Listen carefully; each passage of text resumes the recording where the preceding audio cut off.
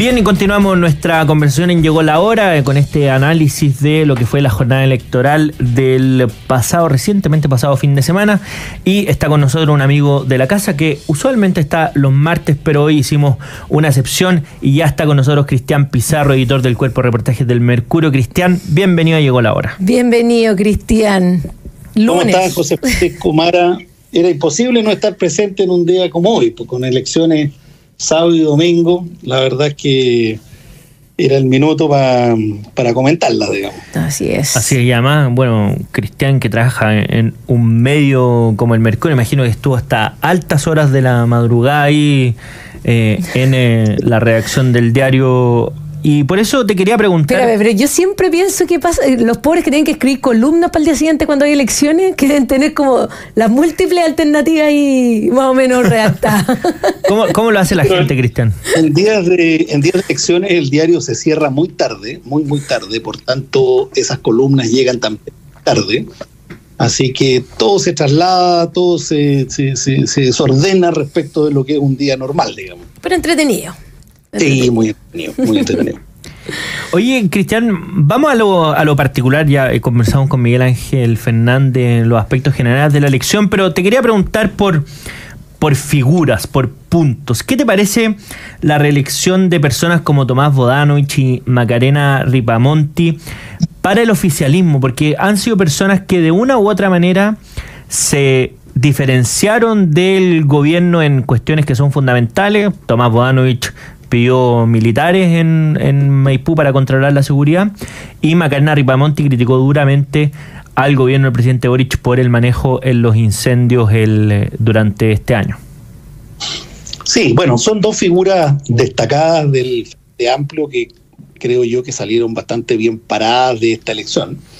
Y a mí lo de Tomás Bodanovich en Maipú, y creo que a la inmensa mayoría no nos llamó la atención.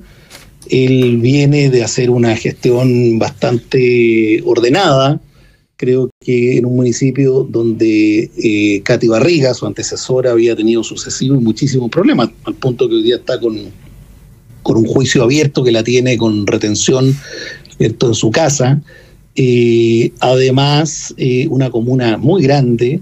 Y yo creo que, como él mismo lo destacó en sus palabras de anoche al momento de celebrar el triunfo, creo que lo que primó ahí fue una buena evaluación de la gestión, claramente.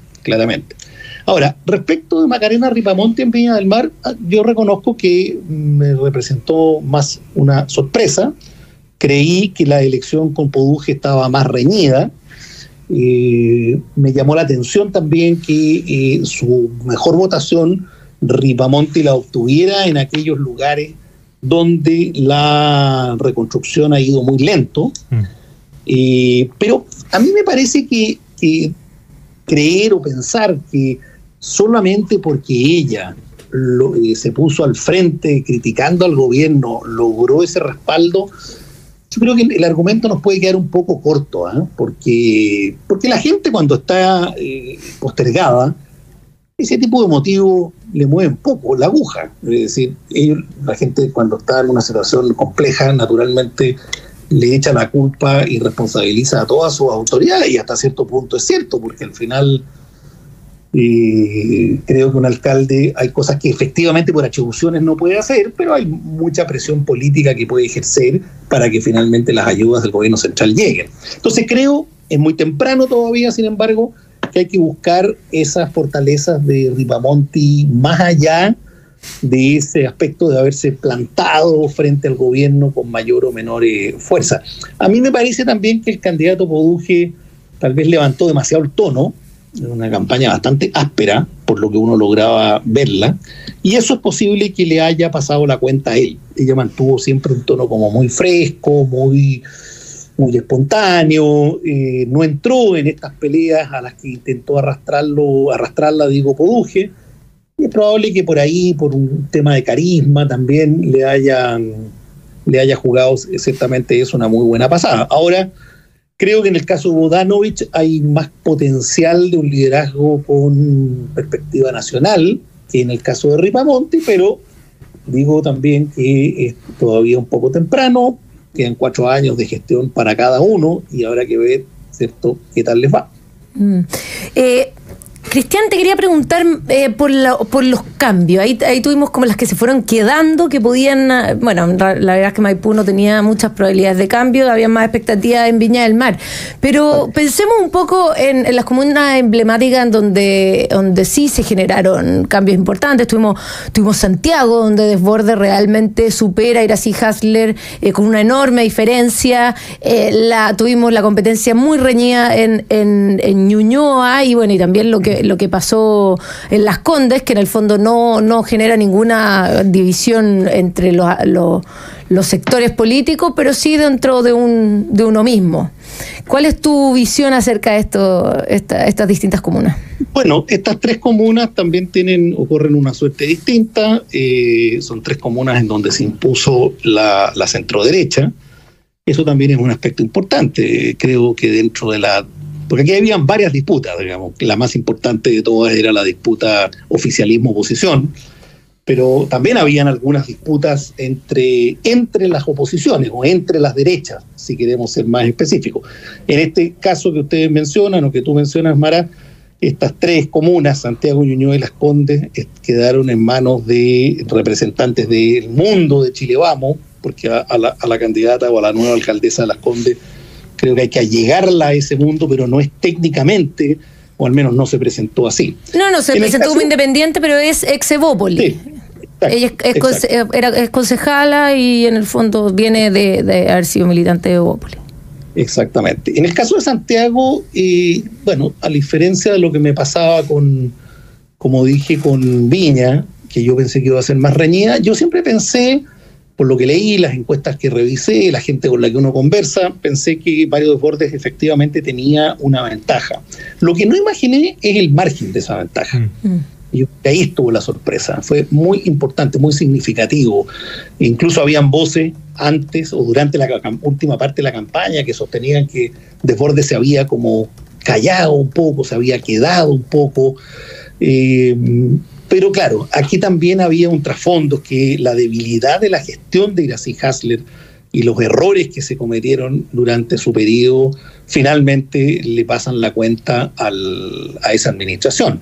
Yo creo que los vecinos y los electores en general perdonan ciertos tropiezos, ciertos estropicios, como se dice, pero cuando la gestión es mala de punta a cabo o ha dejado mucho que desear, esa cuenta los electores y los ciudadanos no dejan de pasarla. Ahí uno podría hacer la comparación con Ripamonti, que probablemente no es una gestión fantástica, pero es una gestión de la mitad para arriba, en términos de promedio, digo. Tiene un punto negro en el tema de los incendios, pero es una gestión que en promedio le permitió a ella ser reelecta de buena forma. Ahora, en el caso de Iracy Hasler, me parece que es todo lo contrario. Es decir, fue una gestión que de comienzo a fin fue muy desafortunada. Está el caso de Sierra Bella y una serie de otros episodios, los vendedores ambulantes, la violencia en los colegios. Bueno, por tanto, a mí me parecía que eso iba a ocurrir, no por ese margen. Ñuñoa, bueno, como tú lo dijiste, Mara, muy estrecha, estuvieron peleando voto a voto. Creo que Emilia Ríos era una buena candidata, no tuvo una mala gestión, así en términos generales, que uno dijera hay uno o dos episodios que ensombrecieron, pero había un buen candidato de Chile Vamos, un ex candidato presidencial como Sebastián Sichel. Recordemos que fue uno de los que se mencionó en algún minuto para Santiago también, y él terminó en Ñuñoa después de dar el pase a Mario Desbordes, porque era el que mejor marcaba en ese momento contra Iracy Hasler, y bueno, fue correcta la asignación de los candidatos en esas comunas. Y en el caso de Las Condes, bueno, creo que efectivamente el episodio en el que se vio envuelto la candidata Marcela Cubillo le pasó la cuenta en su propio electorado. Y he escuchado mucho durante el día que más que el episodio, tal vez fue la manera en que ella planteó su defensa respecto del episodio, el fondo y la forma. A muchos no les gustó el tono, a otros no les gustaron los argumentos. El hecho cierto es que al menos los vecinos de Las Condes castigaron aquello y priorizaron a una candidata que, creo yo, que de no haber acontecido el episodio aquel de Marcela Cubillo, habría perdido la elección. En consecuencia, fue así de decisivo esto. Yo creo que no hay otra explicación, además que la diferencia, convengamos que fue bastante poca. Entonces, son esos episodios que constituyen claramente un parteaguas. Así que, bueno, me parece, como digo, que eso es lo que se puede decir respecto a esas tres comunas. Lo decía al comienzo, en la intraderechas, creo que Chile Vamos sale muy bien parado, o bastante bien parado, para lo que esto podría haber sido. Todos los pronósticos de un partido republicano fuerte no se vieron confirmados. No le fue mal en concejales y en core. Bueno, no tenía gran representación, convengamos, desde el año 2021 a la fecha. Pero bueno, uno hace las sumas y claramente no está dentro de los tres principales partidos de Chile como se suponía que iba a estar, digamos.